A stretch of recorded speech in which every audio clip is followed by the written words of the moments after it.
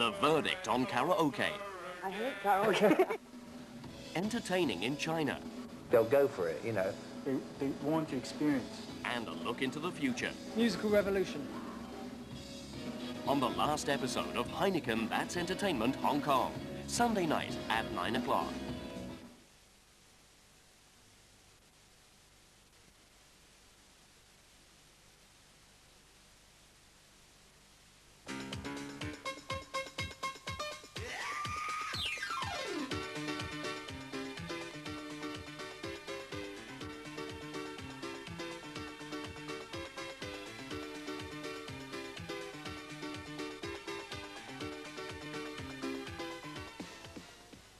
China's entertainment scene is really hotting up, to the extent where people are dancing in huge warehouse-sized discos, live music never died, and karaoke is as popular as ever. So should we look to China to assess Hong Kong's entertainment future? We'll do that in this episode, as well as having a look at the entertainment technology being developed as I speak.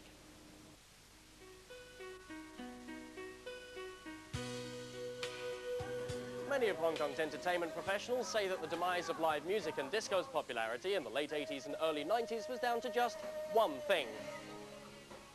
Everyone was going to karaoke somewhere, right? Because there was many of them around. So they probably did maybe steal about 25%, I would say, of disco clientele. The people choose karaoke, a part of people choose our karaoke because they think karaoke is better. Why is better? Because of disco getting bored.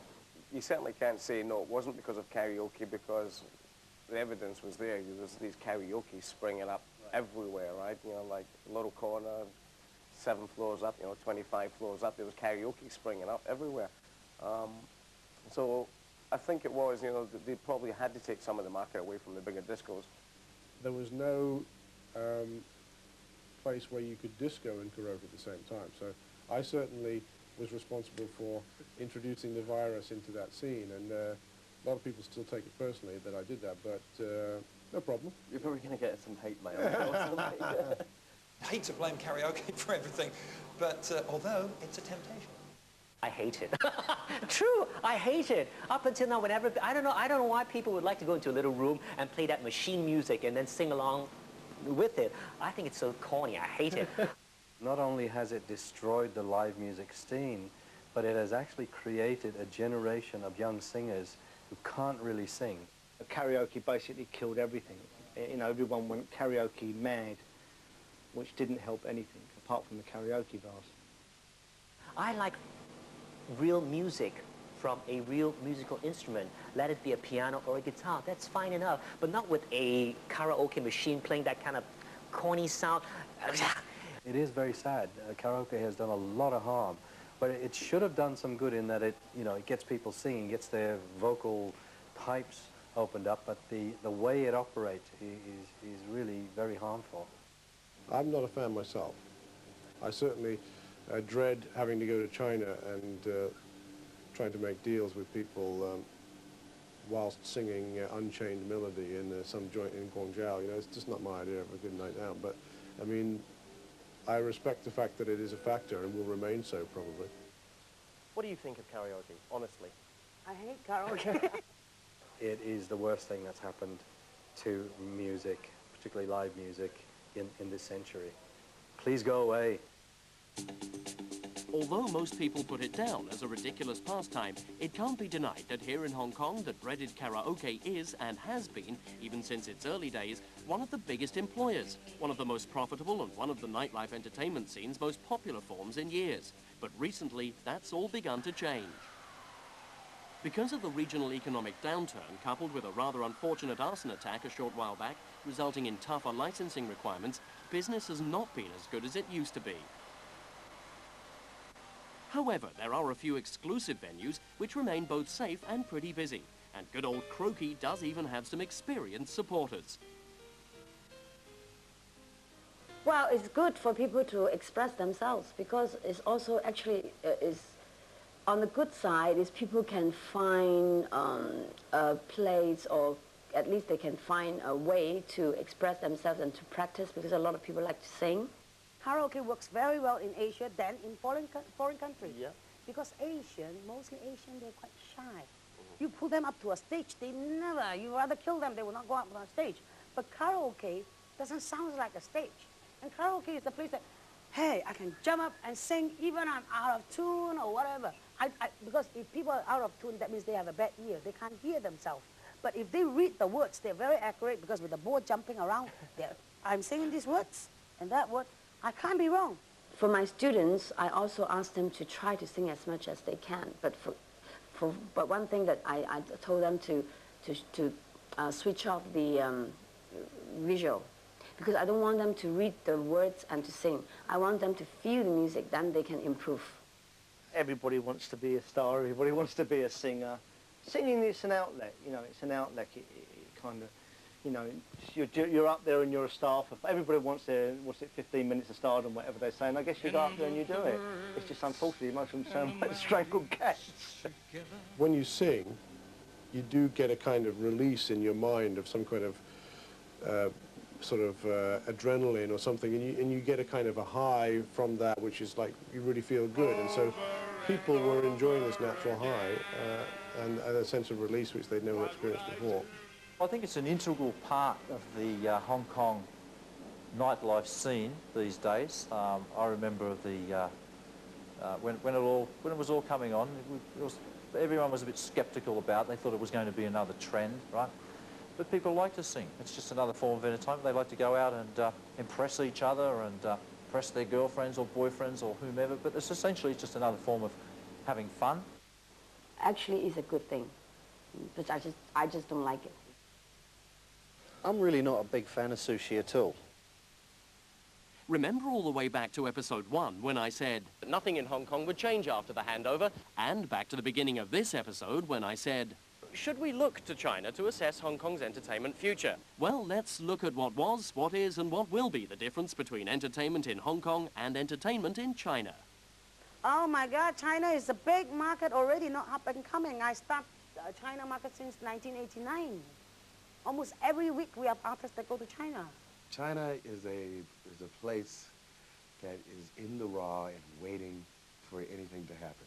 I think China, just like 15 years ago's Hong Kong, the DJ got to play what they like because in their mind,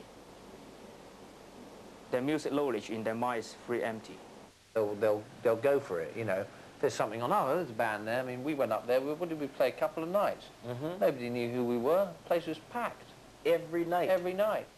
I think they're even more open-minded. Very. They're very open-minded in China. They want to experience. Because I just came back from Beijing, you know, and I was with the PLA, the People's Liberation Army big band. And it's amazing to see the enthusiasm in that band. It was just amazing, just completely shocked the hell out of me. The first day when I rehearsed with them, and the second day they took the charts home. They took it home. Said, don't worry, we're going to take it home and, you know, do our homework. They came back the next day and they were all fine. As far as I could recall, we had a good response. I didn't expect. In Shanghai, we played in a place called Didi's, okay? I played that other venue as well. What was that? Judy's? And Judy too. Yes, but there's even the Hard Rock in Shanghai, it was packed there on a Tuesday night. Yeah. Yes, people that was they like to Tuesday. go out. They like live entertainment, and they're more responsive and open to a different direction. We've both done gigs up in Shanghai and China, in Beijing, and it was fantastic. One thing I see good is somewhere like Shanghai, a lot of the developer move up there, a lot of the Western people, a lot of the people from Hong Kong just move up there, and then they bring the Hong Kong culture, the club culture up there. So it's a good thing to change it. I have a partner who owns a club in Shanghai called Didi's. It's a small club, but it's, you know, it's packed on the weekends, and they're playing, you know, they're playing underground stuff. And along with probably 5 or 6 other clubs in Shanghai that are playing underground music. Shanghai and Shenzhen. Shenzhen, there's one club in there that, I mean, I could go in and DJ and it will go off. You know, they're just so, you know, ready to go up for it. They're mad. They're crazy. I always felt, and anyone else I've talked to who's played in China has felt that people there have so much more of an open mind. That kind of energy reminds me of the kind of energy you used to get when they first kicked off in England. Whereas here it's kind of like a sort of trendy thing to do. There's not so much the fever for it. In England, like back home, I used to live to club, and it's kind of like that in China as well. And that is very exciting. I love that element of China. Anytime anybody has to open a club in China, they have to go through certain, guanxi or connections to make sure that everything's sorted out and they can open and not have any problems. And that's the reason why in China you do have clubs that are doing underground music, but you don't have so-called club nights at certain venues. As long as you know how their system works and you do all of your applications through the right types of performance companies and all of your ducks are lined up. I mean, you can't just blunder in with a bag of records and say, happening tonight. In terms of the number of people going to the discos, the number of people buying dance music is very, very healthy. But I guess because the record company the local record company in China doesn't have the budget and may not have the marketing know-how to market such kind of material, we cannot expect them to be as aggressive as we are in Hong Kong. The worst bit about China is getting things done and getting things done right. If it's going to go wrong, it's going to go wrong times 10 trying to do it in China. But having said that, when it all comes together, which it did do, gloriously for us when we took Ministry of Sound to China last year, it makes up for all the hassles, and it's wicked. I like China.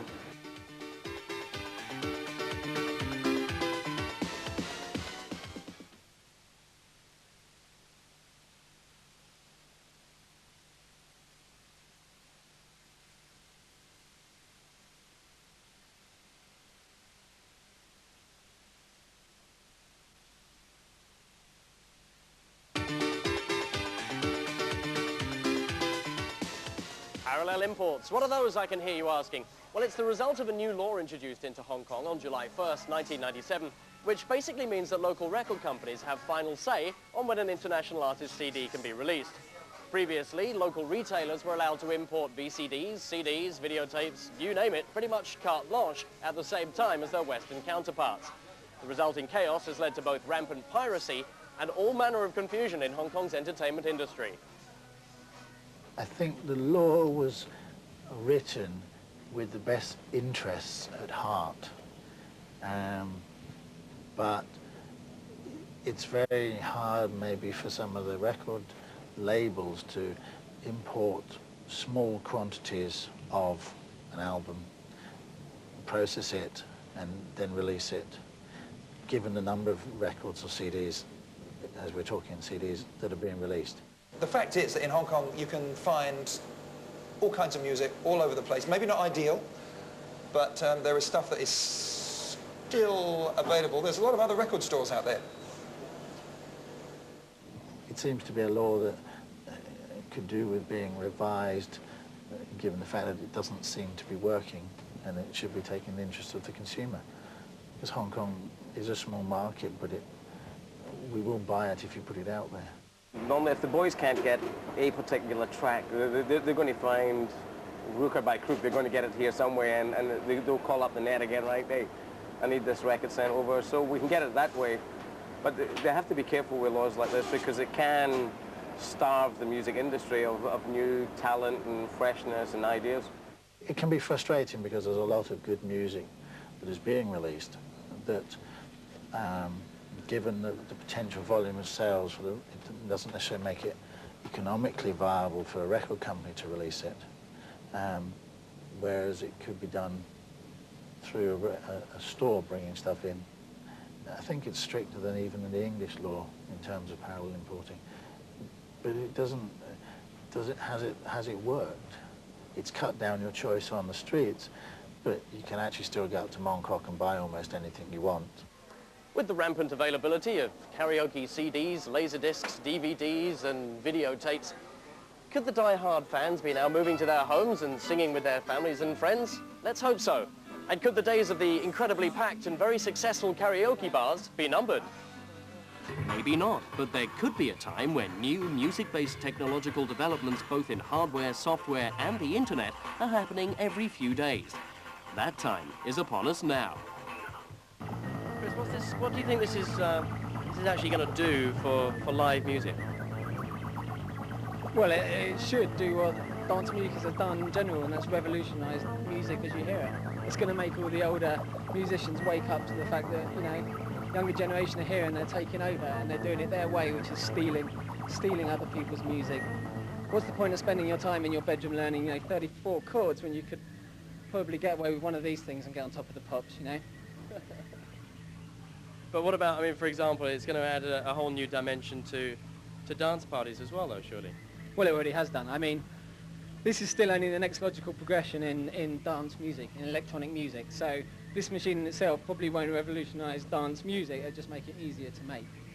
So basically just keep putting the sounds in, and you've got the people still sitting in the engineering booths working out the beats, and it's just going to get better and better and better. I mean, if I was in some outdoor rave in Berlin or something, this is all I'd need to get the crowd going. You've had this with you for what, 3 days now? Yeah. And This model, yeah. How many sleepless nights have you had sitting up playing with it? Well, I don't get many nights where I get a lot of sleep anyway as it goes, but it's hard to put down. But if you put it on something nice and jazzy, you know, sit back, kick back, it can actually put you to sleep. In a couple of words, what does this machine, what does it do for you? Musical revolution. That's what it is, hopefully.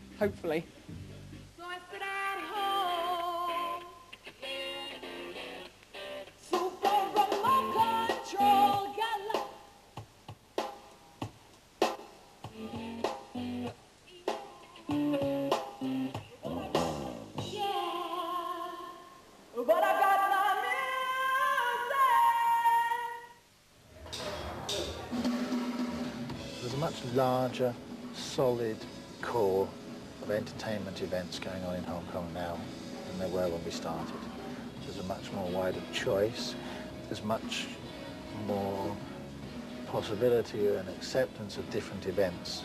And because certain events are succeeding, that is encouraging other people to try and do other events. I think because rents are coming down and there is a glut of commercial space available, I think in the very near future we'll see larger discotheques, dance clubs, whatever you want to call them. I hope that they will combine live with DJs, because that's the lifeblood of the entertainment scene.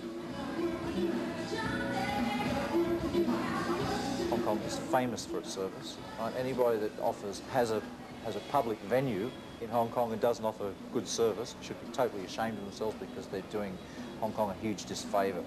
As far as the variety, there's not enough variety of entertainment. You know, where's the comedy? Where's the real comedy clubs? You know, where's the salsa clubs? Where's the South American clubs? Where's the reggae clubs? Where's the big rock and roll hall? You know, there's not enough variety here. I think that what we do here, the party type of atmosphere, the entertainment side of music, which is all about people having fun, will always be around. But yeah, perhaps that and the live music. I don't see the dance side really taking over. I don't think that the sort of demographics are right in Hong Kong for that anyway, because everyone's an old git. For Hong Kong, I can see it, you know, going up. There will be more venues, as I say, with the rent going down now, it becomes more feasible for people to open up venues and do dance parties on a regular basis. It comes in cycles. People love to go to big parties, big events. It's a fantastic and a unique atmosphere. But then you get a couple of like cheesy ones where it's not quite as busy as it should be, or the DJ sucks or whatever. So then people start to like say, well, let's go back to intimacy. You know, let's go for like, you know, let's go with no frills. Big days of disco, I will say, I think are over forever, really. But I think you're going to get a lot of smaller places. So you might have, say, 5 big venues back then, but I think you're going to have sort of 15 smaller venues nowadays, which is good as well, because it gives you a bit more scope rather than just the one club. If everyone comes up with interesting concepts and themes, I think it'll keep the place more interesting. if the music scene stuck, then the dance party, quite a few things going to be holding in the same level.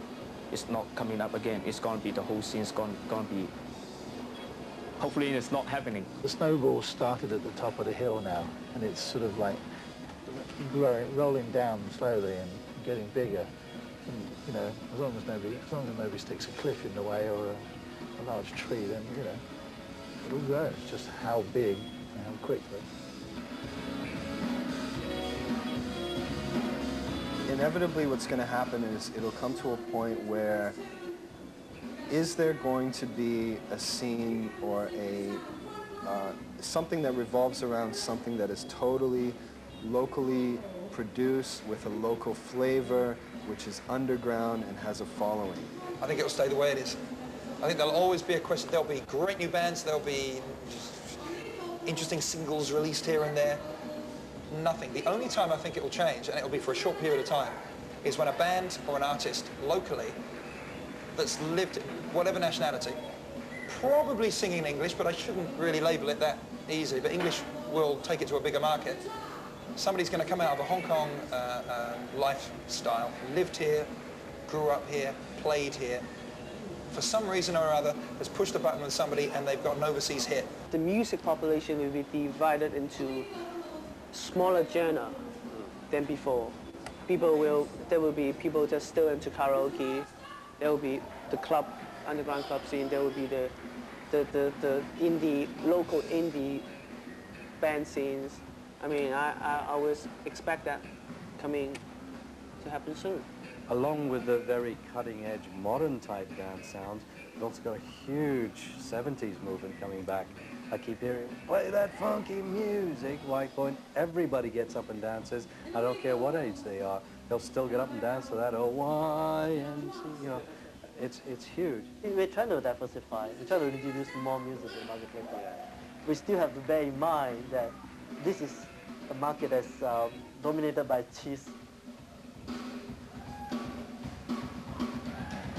I think you will see more clubs opening in the future dedicated to discos, and they won't necessarily have to be FF, which is basically a flexible entertainment facility. The entertainment is there. Bands and DJs are coming out. A club is set up. You know, utopia in Hong Kong. Well, as they say in Hong Kong, when you're hot, you're hot. And that's pretty much where our story ends. According to our experts, the future could be a very interesting place with a selection of both old and new ways to be entertained at night. I'm Andy Curtis, and I've been your guide through 15 years of some of the best of Hong Kong's and my nightlife. And yes, we still have a lot of work to do if we're going to compete as an international entertainment centre. Well, we'll just have to wait and see what the future holds. And that's Entertainment Hong Kong. Goodbye.